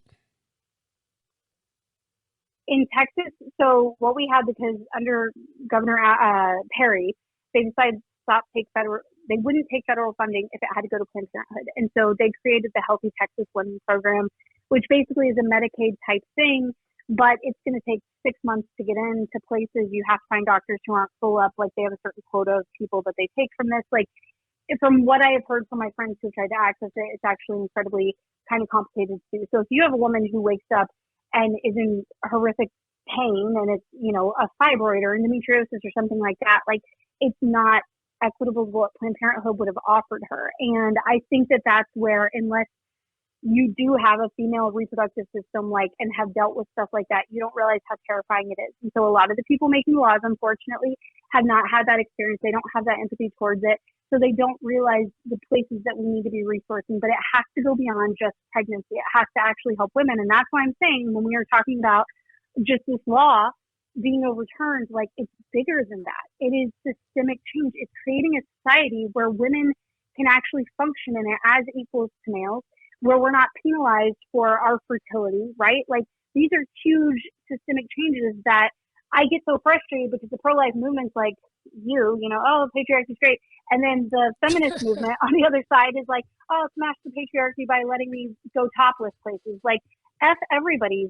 When I'm talking about patriarchy, I'm talking about a world that was built by men for men that was not designed for females. And there's so much that's just invisible, people don't realize, and it is going to be the work of our lives. It is going to take everybody on both sides, all religious people and non-religious people together. No one sect is going to be able to totally refurbish society and make it equitable for women. And that's what I want to do. So for me, overturning Roe is small potatoes in the grand scheme of things. This is the big work that we have to do. Well, this is where I would agree with you. I wrote an article where I compared it to Dunkirk. Father Pavone said it was as if the Supreme Court opened a door. Now we have to walk through that door. It's nothing but opening a door. And I like that. It's definitely not VE Day, right? It's not Victory Europe Day. It's not VJ Day. It's not, the war is not over, but it's just beginning. It's the first small, modest step into a culture of life, but it's a big step. And I would want people, if you're a coach and your team wins a game that gets them into the playoffs, you don't go, you shouldn't celebrate. No, celebrate. You made it to the playoffs. Good for you. But, we still have 2 more games in the Super Bowl ahead of us. So I just see it as we should allow people to feel moments of excitement, and that's what gives them the morale to continue on, right? Like, you want them to feel that they've accomplished something great, which it took us a long time to do. And you're right. I want to go back to what you said about the GOP. I mean, I had to fight hard within the GOP. I mean, there are stories about things I have done inside the GOP that they're all true, really, in my campaign to destroy, target political consultants who are pro-choice to make sure they never work in the GOP again, like hounding every candidate that ever hires them and destroy their campaign so that they never work again, things like that. So we destroyed the consultancy class that was pro-abortion in the Republican Party so that we could handcuff politicians so they couldn't run unless they were hiring pro-life staff. So they had to be pro-life. I mean, it was a hard, long battle in the GOP, and it was a fight, and it's still going to be a fight, obviously. So yeah, I agree with you. The Republican establishment was utterly just saw abortion as an issue to motivate voters. They did not want to succeed. Just like the Democrats, an Afghan who works for me recently messaged me, the Democrats don't like legal immigration. They want illegals they can exploit. And that's, I think, exactly right. That's the goal. The goal is not to secure the border, not to have an easy verification system, not to have a path to citizenship, not to have dreamers taken care of. Maybe the dreamers is the political issue, but that's something we have to jujitsu around them. I think dreamers are somebody we have to take care of them permanently for good soon. But I think we have a real chance. I think the dreamers will be taken care of as a fruit of Roe v. Wade. I really do. I think this is so big. If we can get pro-life Democrats elected, we can start doing things like driving home the dreamers, and we can do things like break the back. When my friend Bev said, Jason, I supported the Iraq war because I trusted Bush because he was right on abortion, that was huge. Millions of people trusted George W. Bush on Iraq because of abortion, right? So now I think we're going to just see both parties liberated. And we'll see. I hope you're right. A whole life you're going movement. To have the worst IBS of your life, and I can't wait for that day. I don't know what I want more. I'd be very sad. I hope you're right. I want to regret having to go to HEB in a MAGA hat and buy 3 cases of Dr. B. I don't know what's more exciting to me. I want that to happen. I don't know what's more exciting to me.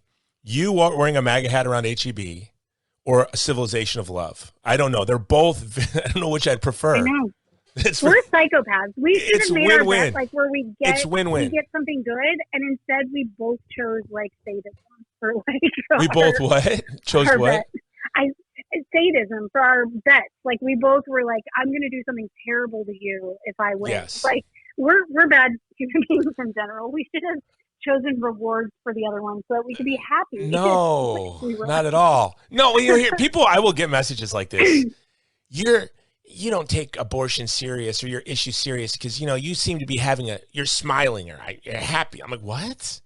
Like, I've been on battlefields making the worst unbelievable jokes you've heard in your life. Like, if you're doing this for 30 years, you've got to laugh. You have to have fun, right? Like, are you kidding me? Otherwise, we'll be those crazy people who are dressed as the Grim Reaper in front of an abortion clinic, like screaming at women. Like that's what people don't realize. You have. Hey, how did you know that was me? How did you know that was me? Yeah, exactly. I know it was too tall. I could tell by your shoes. The costume. You saw the Hawaiian slippers. You saw the Scots, the black Scots slippers. Like. So it's definitely something where it's like, in order to keep our sanity, I think we all have to have the most twisted, horrible sense of humor at this point, because the alternative is we just all go crazy. You know what I tell my staff? This is true. You can ask Marilis, the gang. I do this. I wake up. The first thing I do is I read something like theology. I read Plato. I read something that directs me to the transcendent. That's the first thing I do. Scripture, whatever. I read something that directs me toward the transcendent to start my day, and I ask my staff to do that. And then I say, this is for your sanity. And I tell them to put in their workday at least 3 days a week, but probably 5, like I do, your hobby, and put it in the workday. Is it tennis? It's tennis. Is it gardening? Then put it in the workday. Noon to 1, I garden, and then block it and don't let anyone interrupt it. Whatever it is, because we're doing this for the rest of our life. And it gets very dark, and it can be very jarring. And so it's important that you start your day pointing to the transcendent that takes you out of the matrix of suffering, the Babylon system, to quote Bob Marley. And it takes you and points you towards Zion, to heaven, towards transcendence, to beauty. And then play, have a recess. You know, every day I'll go to Muay Thai, and I do that, and it makes me very happy. And it's in the middle of my workday, and it's blocked out, it's scheduled. I mean, if we don't do these things, we're going to become, we have friends, right, who've become very dark, unhappy people. Substance abuse, in the pro-life movement, all sorts of, because they become broken. When you deal with these harsh things, like your friend that you work with at the border, she seems very always joyful, but the work that you guys are doing is very sorrowful. Yeah. We put a lot of like RuPaul's Drag Race in our normal everyday schedule. You put a lot of what now? RuPaul's Drag Race. We're currently all binging it, and wait, I don't understand what you said. Say it again. RuPaul's Drag Race. RuPaul's Drag Race. Have you? Shut up. You know exactly. Oh, RuPaul, the dude, or the, am I allowed? Whatever. God. Yeah, no, he's 100% a dude who dresses like a lady. So we call him a dude. Okay, so RuPaul. Yeah, no. I don't know what Drag Race is. I don't know what the RuPaul Drag Race is. I can guess. It's a contest. It's a contest of drag queens, and it's hilarious and delightful. And it's my sanity right now. So I finished. Do they literally race? I would love it. Do they do relay races? Do they race cars, the bicycles? No, but he does the whole catchphrases like "Gentlemen, start your engines, and may the best woman win," because you're dressing as a woman and changing, and it's brilliant. And he's absolutely brilliant. And so, my whole board right now, we're getting one of his catchphrases is "You have to bring your charisma, uniqueness, nerve, and talent." And we realized that 4 of our board members have like one of these things that's really their thing. So we're going to get that tattooed. I'm getting uniqueness. And they're getting the rest. And if you pay close attention to what each letter starts with, it's a hilarious little Easter egg of a joke. So anyway, that's what keeps us sane at the current moment, because I feel like like I said, I spend this time doing these interviews and kind of, it's so out of my comfort zone right now, because I have been a common ground person and bringing people from the pro-life and pro-choice side and how can we work together and what can we do? And after Roe, it felt like the complete, like the middle ground people were pushed to an extreme, and a lot of them went to the pro-abortion extreme. And so for me, it felt really devastating, and I felt the fear of all these women who are really terrified. And that's why I went up to my room and just cried, because it's like, were you also maybe crying? I mean, it is the social unrest and the division in the country that came around the success probably caused you a little heartache too, right? Even though it just felt like in a moment, the work that I'd been doing was just obliterated. Like I said, it felt like the common ground totally disappeared, and people went to these extremes. And Charlie Camisi actually said, he made a really good point. I was on a panel with him the following week, and he said there was like a pro-life 1.0, which was actually very liberal back in the 60s and 70s. And people would go to anti-Vietnam marches. The Black Panthers and it was the Black Panthers. It was anti-nuclear weapons activists, anti-Vietnam activists. Yep. That was the beginning of the pro-life movement, 100%. And so he's like, and then we got into pro-life 2.0, which was a very conservative type thing. And he said, so to your point about this is going to be this, proliferation of pro-life Democrats, he said that's what he thinks pro-life 3.0 is going to be like. 100%. So you should be happy about New this. Wave feminists are going, and it was encouraging. And again, I hope he's right. We can make him eat shrimp with you if he's right. It's something where it's like, I hope that that's the case, because I just feel a lot of just darkness and sadness right now. And make it the case. Like suddenly make it the case, right? Who's in a better position to make it the case than you? Like, now I'm a conservative Republican, anti-war conservative Republican, grounded in conservatism, rooted in the Anglo-American political tradition. This is who I am. This is what I believe. And I will work where I work, but we work well together, right? So I want to see a whole life, pro-life Democrat Party, and we can argue over the role the state and federal government plays in authentically caring for people. You'll want a larger role, I'll want a smaller role, but we'll both agree that elements in our society should be caring for these people. And that'll be a great debate to have. It's just a matter of letting people kind of, like, the shock waves wear off. And then they'll come around and say, okay, if this is the law of the land, here's how we're going to work towards a more equitable society. Like, that's my hope that that's what happens. But everything's such a fever pitch right now. The that day after like, Roe, conservative Republicans in Texas in elected office called me. I'm in Hawaii and said, now's their chance to get a moratorium on the death penalty in Texas. I mean, that's exciting stuff to me. I hope. I don't know. I hope that they have the incentive to actually do something, because I feel like a lot of voters who are pro-life, when they're alone, you know, with that ballot box, computer Scantron thing, whatever, are they going to want to pay more taxes? Are they actually going to want to put their beliefs into creating this society? And here's the thing. I don't want to pay more taxes. And this is what I'm saying. I say that as somebody who at this point is an anarchist. I feel like the government just destroys everything it touches. But I also they did a great job in Afghanistan, Iraq. They're really helping the Ukrainian girls out. I don't know how, as disjointed when it comes to systemic changes, our movement is, like, how we are going to be the ones to provide it. So part of me is like, I hope some policies get passed and we have, you know, paid family leave and housing and things like this for women, extended Medicaid. Like, I hope, but I'm not trusting in that. I've always been the person who said, you know, the government's not going to save us. We have to save ourselves. Right. But so I don't see, like, I don't want to argue about paid from. family leave, which I don't think the government should be mandating. But, like, look at someone like me. This week, I had to call my staff. They're great. I said, guys, I dumped the entire reserve fund of our reserve fund was blown through. And then I had like 6 months of payroll. I had to ask my staff. I said, we got to finish the cameras in the schools. We have to finish the women's medical clinic. We have this big movement of a high-risk refugee, and we fell short in our fundraising.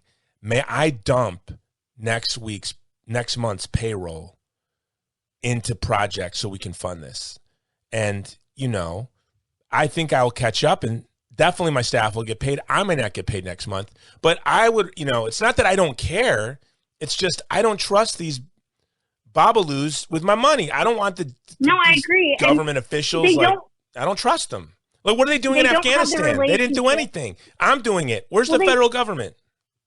So much of it's so hands off, right? So they don't have the relationship with the people, and I don't know that you can truly, like, love people and care for them without understanding their plight. And in different communities, it's going to be different. And so I do think boots on the ground is like actual people in the community being entrusted to create these systems is the number one way in pro-life feminist utopia this works. And I agree. My favorite thing about my board is I call them and I say, can I bankrupt New Wave Feminists? And they say yes every single time. And so when we have, like, no money but have to pay a medical bill for a mom, you know, in Uganda that's $800, which we did yesterday, I was just like, hey, can we do, and they're, bankrupt us. And then the running joke is when we have $200 in our bank account, well, cool, I guess we all get to quit pro-life feministing, like, that's nice. And then some jerk will give us $10,000, and I'm like, damn it, I guess we have to keep pro-life feministing. Because it always does seem to happen. Like, it shows up so we can provide, and this system works well, right, for nonprofits. The problem is people don't always know who to contact, or people need, you know, $10,000 worth of help, which my organization is just not able to do. And so I think that's where it gets really hard, is lay people who are just trying to love the person in front of them, which I think is all we can do, because we all have some excess in our lives that we can give towards, whether it's time, money, you know, material possessions. We all have something in our life that's excess that we can donate towards the cause, and truly being pro-life and making that, like, a actual verb, which I think is very important.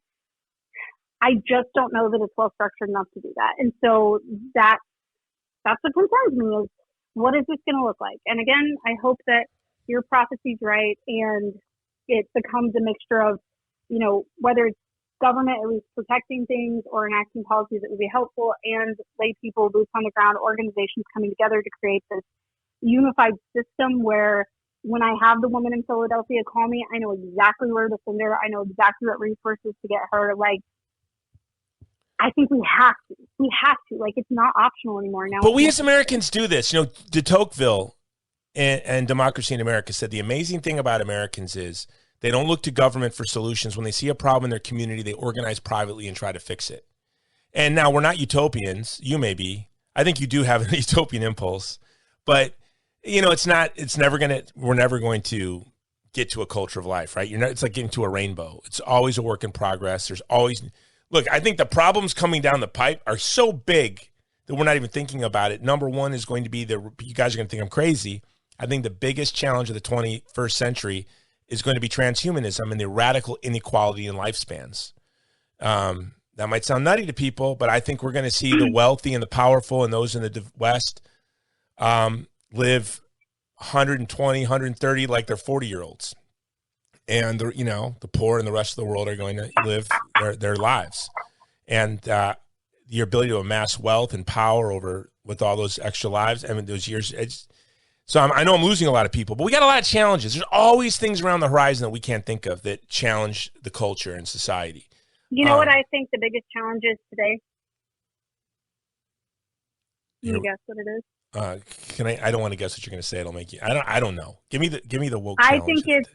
I think it's one of your listeners trying to listen to a 1 hour and 40-minute long podcast where you and I just basically have one of our normal phone conversations and argue. Yeah. Well, so can I tell you a secret? We know 80% of the audience finishes the podcast, regardless of the length of the Jason Jones show. That's what has emboldened me. No, I think we owe everyone an apology. This has gone on far too long. All right, well, we'll wrap it up. What do you want to end it with, Destiny De La Rosa? Well, now we'll end it. By the way, I don't mind if I live in a patriarchy. I don't mind if I live in a matriarchy. I'm fine with that. So we'll give you the matriarchal moment. So you get to end the show before I sell more pillows and magazines and beg for support. I'm more egalitarian, but I just think to end this show that we should mention your IBS one more time. That's how you keep your girlish figure. And so you're ruining the curve because of this beauty standard that you've imparted on the world when really it's because you're on the toilet like 12 hours a day. No, I've cured my IBS. I should share this with people. I'm telling you now, CBD. Bam. There you go, people of the earth. They can be your next sponsor. I should get a CBD sponsor. I would love a CBD sponsor. And it goes great with pillows because it helps you relax. CBD pillows and Epic Times. Yes, exactly. So I hope I'm done talking to you for the day. Thanks for having me. All right. Hey, look more for donkeys. I mean, not donkeys, ponies. Ponies. Ponies. Will do. Yeah, there's ponies everywhere. Freaking everywhere. There are unicorns everywhere. Sure. You have a picture of me in a unicorn outfit that you blackmail me with.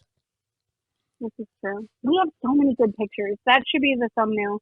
Not the stupid Jason Jones podcast thing. It should be the picture of you with your tooth missing. Where I'm smiling with you.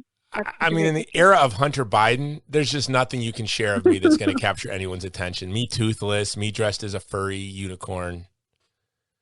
This is very true. That's about as good as it gets. Me running down the street in Louisiana. As good as it gets. In your pants. All right, Destiny, what can people help you with? Where should they go?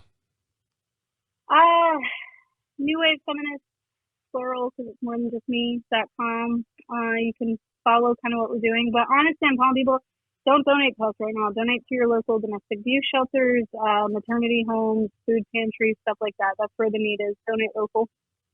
And volunteer local. Get engaged. And volunteer local. Because that's where you see the face of Jesus. Right there.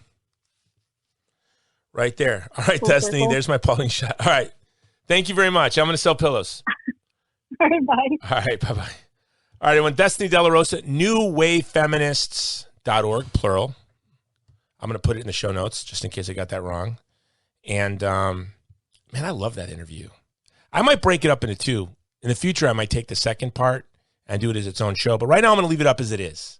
But I really hope, I mean, you made it here. I hope a lot of you made it. I hope 80% of you at least made it this far. And who allowed us to do this show, of course, is Epic Times. Go to ireadepoch.com. I'm sorry, ireadepoch.com. Stay informed, stay free. Get the real news other media outlets don't report. It's the first place I go every morning. For $1, you get a 1-month subscription with the code Jason Jones. You can get a year subscription for only $77. So go to ireadepoch.com. Get that subscription. Also, mypillow.com. Use the code Jones for deep discounts. And as always, this episode is being brought to you by the Vulnerable People Project. As you heard me say there, kind of off the cuff, we have been overwhelmed with opportunities to support vulnerable people in Afghanistan and in Ukraine. And we are overwhelmed. There's a lot more to be done in Ukraine. We're desperate there. But in Afghanistan, we had to partner with another organization to pick up 250 more migrants that were let out into the street by a nonprofit that ran out of money, and we have to care for them. That's a big cost. We're continuing to install cameras in schools, and we're not going to stop that project. Our goal is to make sure that every school in Afghanistan has cameras and security guards to protect them from terrorists, as you've been seeing in the news. Terrorists have been targeting these schools. And a lot of people are like, Jason, why are you still in Afghanistan? I'll tell you why. Because 90% of the Afghans that were promised by the United States that they would be brought to this country or other countries for safety because they served along us were abandoned. I believed when I was in the infantry and I said duty, honor, country, death before dishonor, I believed it. When I said the Ranger Creed and I said never shall I leave a fallen comrade to fall into the hands of the enemy, I believed it. And these Afghans were our comrades. This is about our national honor. To be honest with you, the Vulnerable People Project advocates for vulnerable communities around the world. But why is Afghanistan so specifically important to me? It is because it is about our national honor. And what the Biden administration did was the most undignified action in the history of this of our country. And they had competition. Of course, Obama with ISIS and his drone program, whacking children around the world. He had a lot of competition. But this catastrophe in Afghanistan is a great shame. We are the only Western organization still on the ground. We are going to rescue those SIVs. They keep their hearts beating. We will get them out one at a time. We won't quit. Could take years.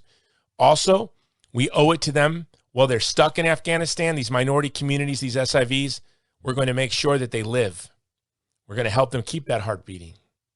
And it is a great struggle, but we can only do it with your support. So go to thegreatcampaign.org, your best one-time gift, and your monthly donor. We actually right now have a $15,000 matching grant going, and that will help us finish the schools and finish our first medical clinic. All right, that was a long closing. Until next time, by next time I mean tomorrow, the Jason Jones Show. Aloha. This has been the Jason Jones Show, powered by Mudhouse Media.